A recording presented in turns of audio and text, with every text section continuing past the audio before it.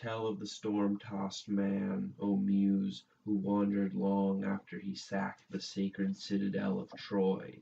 Many the men whose towns he saw, whose ways he proved, and many a pang he bore in his own breast at sea, while struggling for his life and his men's safe return. Yet even so, despite his zeal, he did not save his men, for through their own perversity they perished, having recklessly devoured the cattle of the exalted sun, who therefore took away the day of their return. Of this, O goddess, daughter of Zeus, speak as thou wilt to us.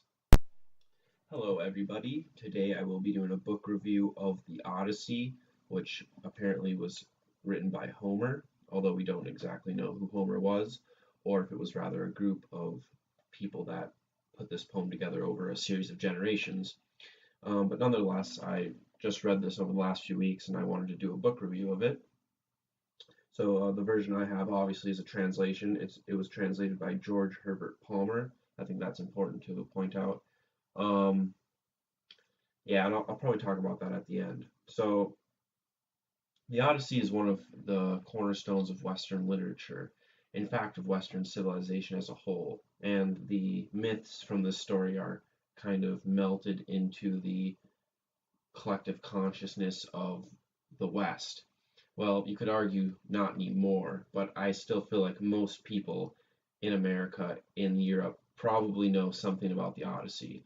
And it is a classic work of literature, and it is for a good reason. So I guess I don't really this can't really be that much of a traditional review because it is such a famous work of literature. So I kind of just wanted to talk about how I felt about it. A few things. I actually hadn't read this before.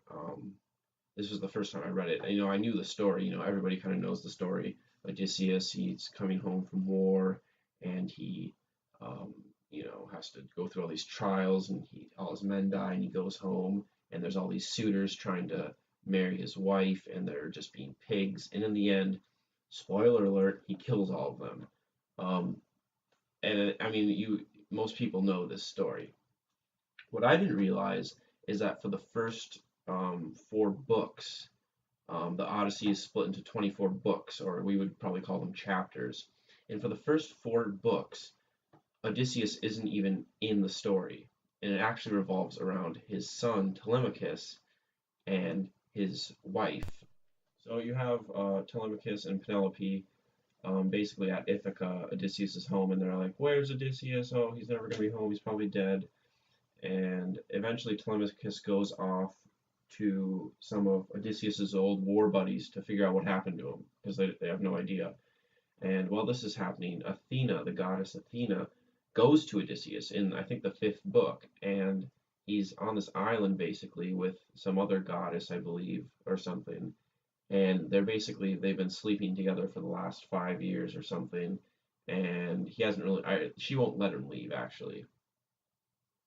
And Athena says, "It's time for you to go. You got to build a raft and get off of this island." So Odysseus eventually builds a raft, gets off the island, ends up at another place, which is pretty close to his house. And the guy says, "I'll do whatever you want. I'll bring you home. But who are you?" He says, "I'm Odysseus, blah, blah, blah." And the guy says, "I've heard so much about you. Tell me, I mean, how did you come to this? How did you get here from Troy? Tell me the story. It's been like 8 years or so, 7 years." And so Odysseus spends about 3 books out of the Odyssey telling his stories. And now these 3 books are basically what most people think of when they think of the Odyssey: the Cyclops, the sea monsters and whatnot. And that part, which is basically probably what people think of when they think of the Odyssey, is a very small fraction of the book, like 1/8 of the actual whole thing.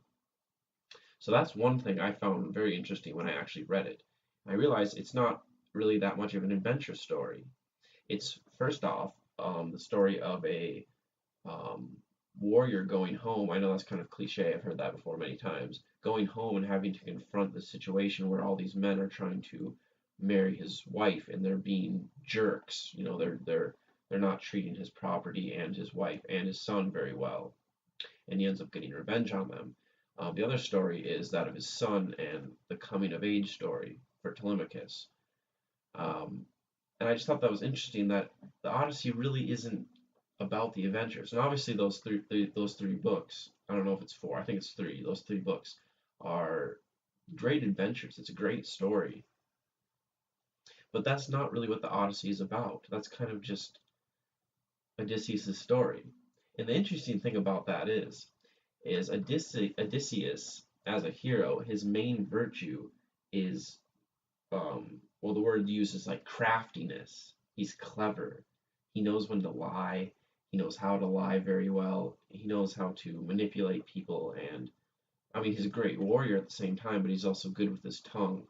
So it's kind of possible that this whole story that Odysseus tells is either a big yarn or it's maybe a little exaggerated. So that's something to think about too. Now, I think for me, the main question that I ask myself when I was reading this, and what I've asked myself before when I've watched the movie, is if you were Odysseus and you came home, would you kill all these people? And now, if you think about it, he kind of had to do it. They were in his house. If Odysseus would have just came home and be like, "I'm home, guys," I don't think they would have just left. So obviously the question is kind of silly because he kind of had to do it. But at the same time, would you kill all those people? Because he slaughtered like 100 men with his son and a couple of his servants. I mean, and you think about it, and you're just like, is that heroic? And we don't really think of stuff like that as being heroic anymore. Of course, back in ancient Greece, it was heroic, and Odysseus was this paragon of a heroic figure. And I think at one point I really thought Odysseus was kind of a bad guy because he did this, and I said I wouldn't have killed those people. I would have tried to figure it out, or talk to them, or trick them, or something. But when I was reading through this, for the first time, obviously, I realized, yeah, I probably would do it. I probably would kill all those suitors. And I don't know, that's kind of fucked up. What do you think? So overall, I would suggest reading this book for anybody. It is basically like the Bible, but on the Greek side of Western civilization. Um, yeah, it's a great book, great characters. I'm not going to do any analysis of the plot or the characters. It's a good plot. The characters are really good. The first time you go through it, it might be kind of tough if you haven't read anything like this before, because even through translation, it is weird as hell reading this stuff at first. Um, I would suggest getting a good translation. The one I have here, I wouldn't suggest getting this translation. There's a guy named Fagles. I don't know if that's how you pronounce his name. It's Fagles. He does good translations of ancient Greek literature. I've read his version of the Iliad, and I find that to be very good.